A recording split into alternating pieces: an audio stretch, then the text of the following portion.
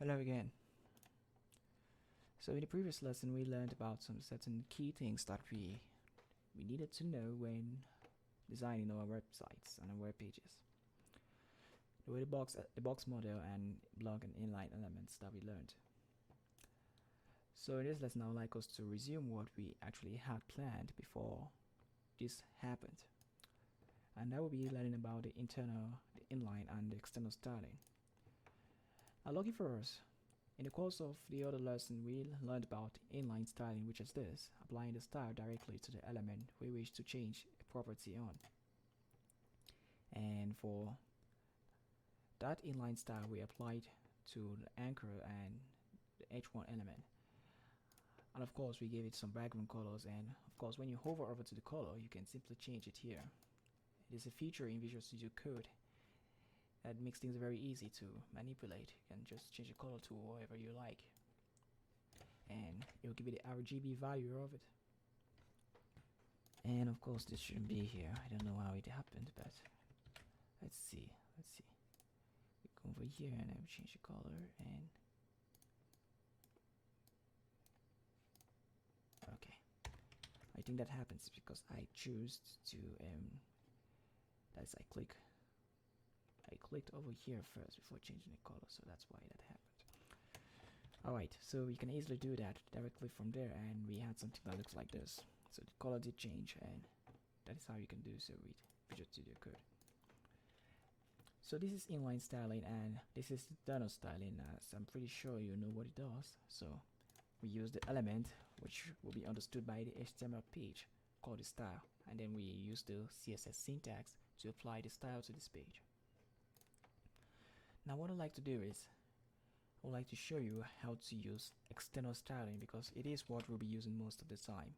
It allows for code reusability, and we can apply one style to many pages instead of going to each individual page to write its own style here, and then maybe if we have some inline styles which we'll hardly use. We don't have to do all of that. We just have one external CSS file which will then link to all the pages we want to apply the style to, or at least we want to apply a common style to them. So how do we do that? How do we apply external styling? First of all, we need the external file itself, and we can store it within our CSS folder inside our assets folder. So we open up the assets, open CSS, and you create a new file inside. So we'll just call it well, it's our very first external style, so we give it the name first.css. That is the extension for CSS files. It's just .css. Alright, now we're within our CSS file, and what I like to do is just give it a simple style, so we'll know if we've linked our page correctly. I'll just change the background color of the body. I'll give it something like Azure, and then I'll come over to the index and I'll try to link this external style with this styling that we have here to the HTML here. And now if you notice, I have not used any element or anything here. I'm just giving this CSS code here. That is a good thing with having an external style. You don't have to put them within any element.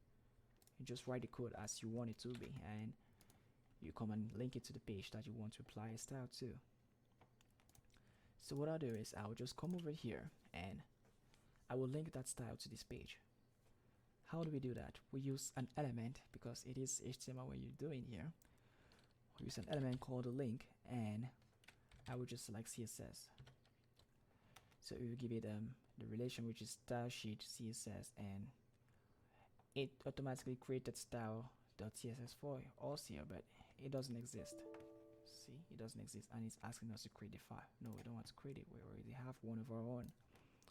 So I will cancel this, and I will just say assets. It is within our assets, of course, and select CSS and select the first.css file, and I'll save this. Now if I try to follow this link, if it links us to this, it means that our CSS has been linked properly. So this link, it's accurate. It has a relation of style sheet because it is a style sheet we want to link to this page, and this is the reference to that style that we want to link.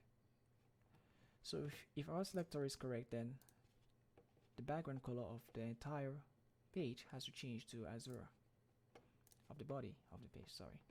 So So come over to Chrome and I refresh, and it did change to a 0.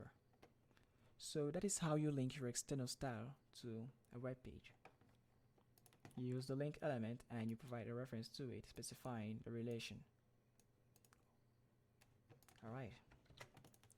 Now that being said, there is one thing that you need to know when it comes to cascading style sheets. Why is it called cascading in the first place? It is a style sheet, of course, but why the cascading? Let's find out.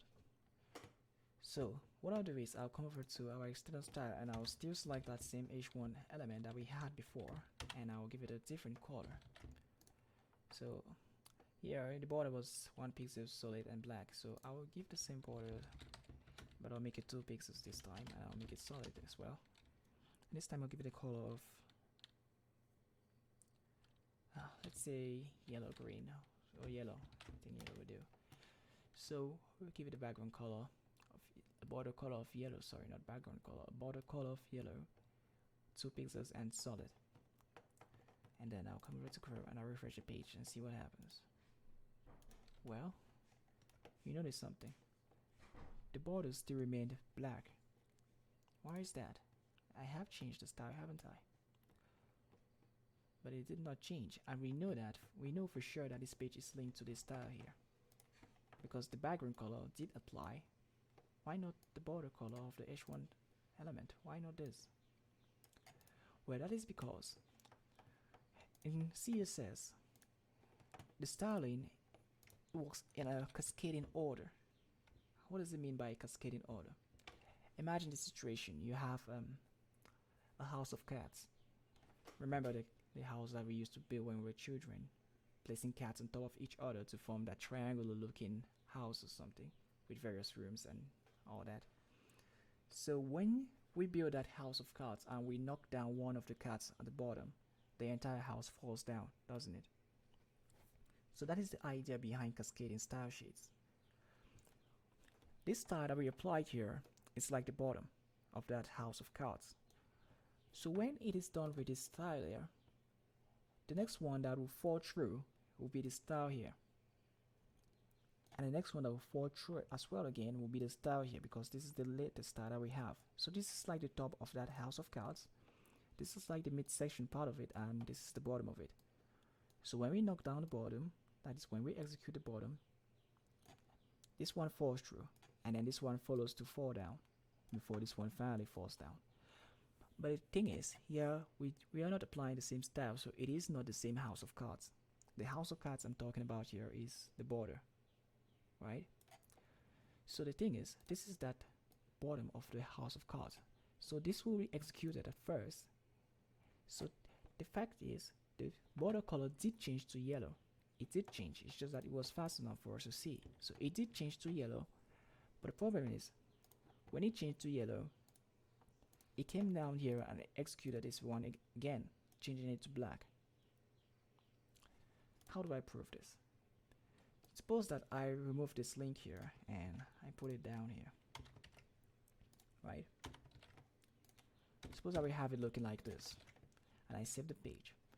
So if what I'm saying makes any sense at all, then we will now have our style looking exactly what we have here. We'll have the border color being yellow, because this one will be executed first, and due to the cascading order of things, this one will then follow through. Let's find out. Come over to Chrome and we refresh the page once again.